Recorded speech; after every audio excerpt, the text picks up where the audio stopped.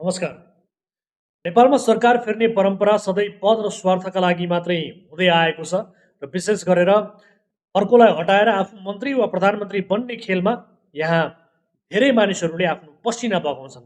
5 महिना पुग्न लागेको बालेन्द्र शाहको सरकारमाथि पनि अब प्रश्न उठ्न थालिसकेको छ। सुरुमा काम गरेर देखाएपछि संसदमा गइरहनु पर्दैन भन्ने सोचमा प्रधानमन्त्री र उनको टिम रहे पनि ग्यास अभाव, लाइसेन्स रुहादानीको समस्या, जथाभावी पक्राउ र विवादास्पद नियुक्तिहरूले स्थिति जटिल बन्दै गएको स्थिति देखिएको छ र अन्ततः सभामुखले पनि प्रधानमन्त्रीलाई संसदमा उपस्थित भएर जवाब दिन रुलिङ नै गरेका छन्। प्रधानमन्त्री बालेन्द्रले यो बुझ्नुपर्छ कि संवैधानिक नियम कानुन भनेको सबैका लागि बराबर हुन्छ।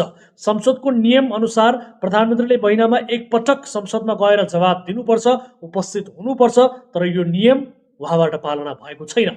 फुटबल मैदानमा मेस्सीले नियमभित्र रहेर नै गोल गरेर उनी महान खेलाडी बनेका हुन्। नियम मिचेर वा बलजफ्ती गरेर आउने सफलताको यहाँ कुनै पनि अर्थ हुँदैन। अहिले देखिएका विवादहरू प्रधानमन्त्रीका आफ्नै कारण भन्दा पनि विशेष गरेर उनका सल्लाहकार र टिमको हचुवा शैलीका कारण उत्पन्न भएका छन्। बिना योजना नेताहरूको घर अगाडि गाडी तिर्साउने वा प्रक्रिया मिचेर काम गर्ने जस्ता हरकतले सरकारलाई कमजोर बनाउँदै गएको छ।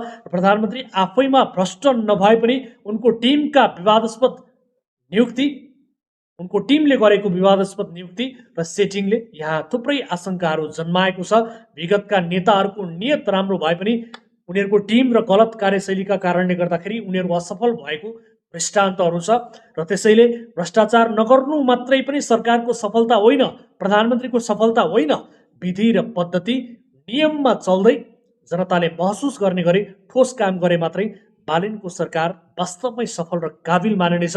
आजको कार्यक्रममा सरकारलाई झकझकाउने उद्देश्यले एउटा विशेष टिप्पणी सुरुवातमै गरेका छौँ। प्रहरी सही र युवतीको भाइरल भिडियो प्रकरणका विषयमा पनि एउटा विशेष रिपोर्ट देखाएका छौँ। राजी खुसीले होटेलमा बसेका सही र युवतीमाथि बेला अनुसन्धान भइरहेको होइन, भिडियो खिच्ने हप्कीदप्की गर्ने माथि अनुसन्धान सुरु भएको छ। यो प्रकरणको पुरा मामिला आजको कार्यक्रममा देखाएका छौँ। यस प्रकरणका सन्दर्भमा प्रहरीसँग जानकारी लिएर एउटा विशेष रिपोर्ट देखाएका छौँ र यो प्रकरणमा भिडियो खिच्नेहरूले गरेको सबैभन्दा गम्भीर अपराध भनेको सार्वजनिक पदमा नरहेकी एक सामान्य युवतीको अनुमति बेगर अनुहार जुम गरेर पहिचान खुलाउनु, उनको इज्जतमाथि धावा बोल्नु पनि हो र यो सरासर साइबर अपराध र व्यक्तिगत गोपनीयतामाथिको गम्भीर हनन पनि हो। पदीय मर्यादा मिचेका सहीमाथि विभागीय कारबाही हुँदैछ, तर मध्यरातमा कोठाभित्र घुसेर भिडियो खिच्ने, अरूको गोपनीयताको धज्जी उडाउनेहरूलाई पनि अहिले प्रहरीले खोजिरहेको जानकारी प्राप्त भएको छ। युवतीले वैयक्तिक